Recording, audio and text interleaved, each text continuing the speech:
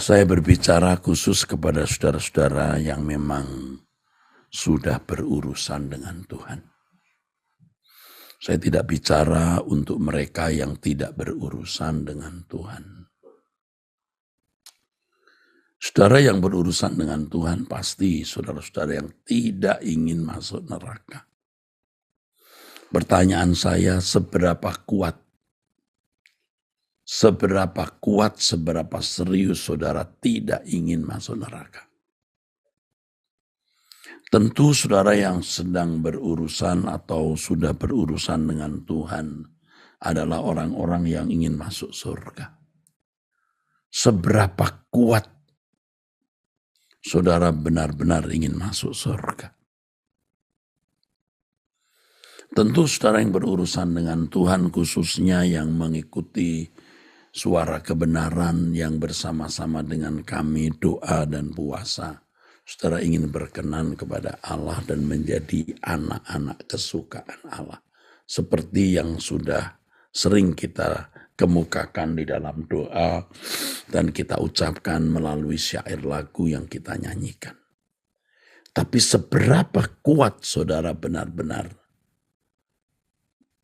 mau menjadi anak kesukaan Allah? Seberapa kuat, seberapa serius saudaraku? Kita harus mempersoalkan ini.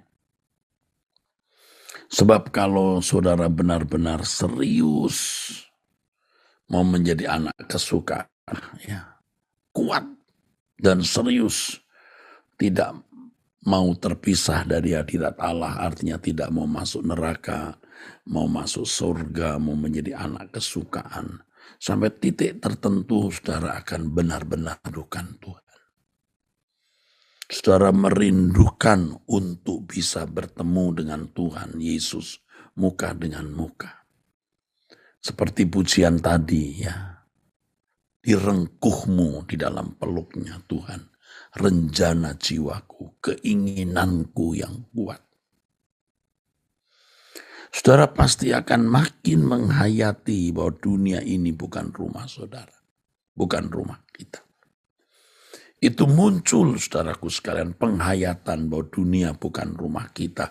Bukan hanya perkataan, bukan hanya ucapan mulut kita. Tetapi penghayatan yang menguasai seluruh jiwa kita. Saudaraku. Dan saudara akan tidak tertarik dengan dunia ini. Kalau kita beli sesuatu, kita memang menggunakan itu pelayanan. Bukan untuk show, bukan untuk mendapat nilai diri, sanjungan, pujian, prestis, atau pandangan mata manusia yang baik. Pasti kita mau menggunakan itu untuk kepentingan pekerjaan Allah. Ingat, bukan untuk show. Kalau saudara beli mobil misalnya, saudara pasti mau beli mobil yang baik. Ya, yang tidak mogok-mogok, yang cukup untuk jumlah keluarga di rumah. Kalau saudara tentu pengusaha yang bertemu dengan para pejabat tinggi atau bertemu dengan para konglomerat, ya patutlah memiliki mobil mewah. Tapi kalau saudara tidak perlu, ya enggak usah. Untuk apa mobil mewah? Memang ada mobil yang jumlahnya, maksud saya bisa menampung jumlah banyak lalu nyaman. Harganya mahal juga. Tapi bukan karena mau show ini mobil mewah, tapi karena mau nyaman dan untuk kepentingan hidup saudara dalam pelayanan pekerjaan Tuhan.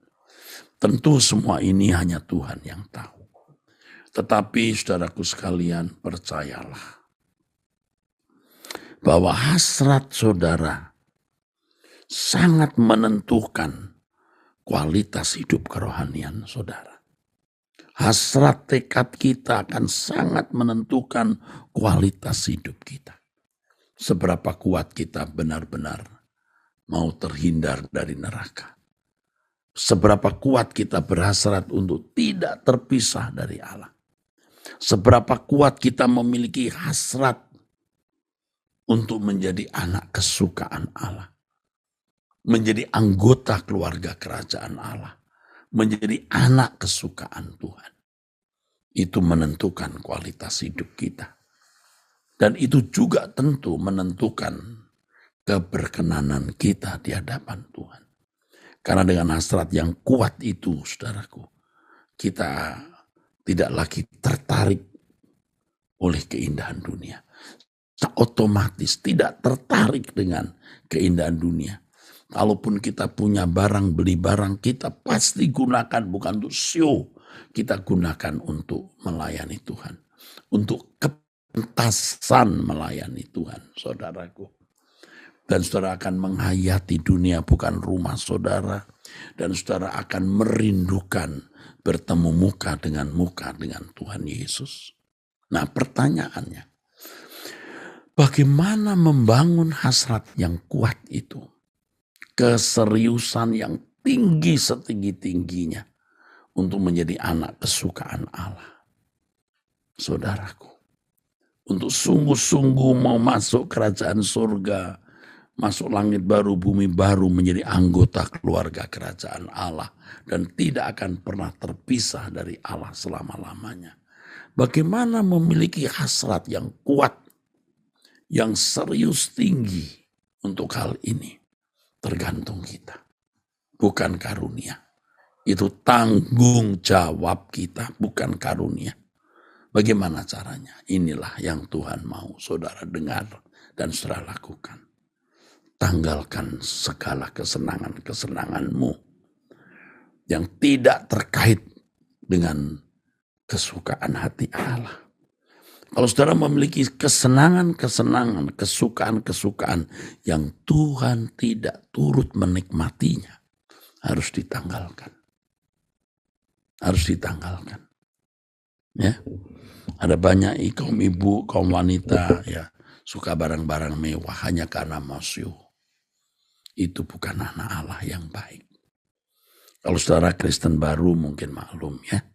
Namanya juga kanak-kanak rohani. Tapi kalau sudah puluhan tahun menjadi orang Kristen lalu masih mau show seperti itu, dengan barang-barang branded, dengan perhiasan dan lain-lain, Anda salah. Tidak salah punya barang branded, barang yang bagus, yang tidak mudah rusak, bagus. Tapi kalau bertujuan untuk show, untuk sanjungan, decak kagum orang, saudara pasti salah. Ya, orang-orang yang begitu itu bukan anak-anak Allah yang baik. Ya, kalau anak-anak setan, ya anak-anak kuasa kegelapan itu begitu ya. Mau cari sanjungan, pujian, karena memang kuasa kegelapan atau Lucifer itu sejak dulunya dari sananya memang mau mengangkat diri. Bukan mencari kehormatan dari Allah, tapi mau mencari kehormatan diri sendiri. Apapun yang kita lakukan harus mendatangkan kehormatan bagi Allah. Tentu saudara harus memakai pakaian yang pantas, kendaraan yang pantas, yang semua itu harus ditujukan untuk kemuliaan Tuhan. Jadi kalau masih ada kesenangan-kesenangan yang kita rawat, kita mau memuaskan diri, maka hasrat untuk benar-benar menjadi anak kesukaan Allah tidak menjadi kuat, saudaraku. Anda belum serius sepenuhnya. Tidak mungkin bisa mencintai Tuhan, mengasihi Allah dengan segenap hati, segenap jiwa, segenap akal budi dan kekuatan. Tidak mungkin. Karenanya saya harap saudaraku sekalian sungguh-sungguh mau belajar menjadi anak-anak Allah yang melayani Tuhan dengan kehidupan yang berkenan. Saudara, demikian suara Tuhan untuk kita pada pagi hari ini. Itu mari kita menyerahkan hidup kita dalam tangan Tuhan. Bapa di dalam surga, Elohim Yahweh kami serahkan hidup kami, keluarga kami, orang-orang yang kami kasihi di dalam tangan-Mu. Orang-orang yang kami kasihi, oh Bapa, kami tahu, kami sadar hanya oleh perlindungan tangan-Mu lah kami aman. Di dalam nama Yesus Kristus kami bersyukur Bapa Yahweh, Kami berdoa padamu. Amin.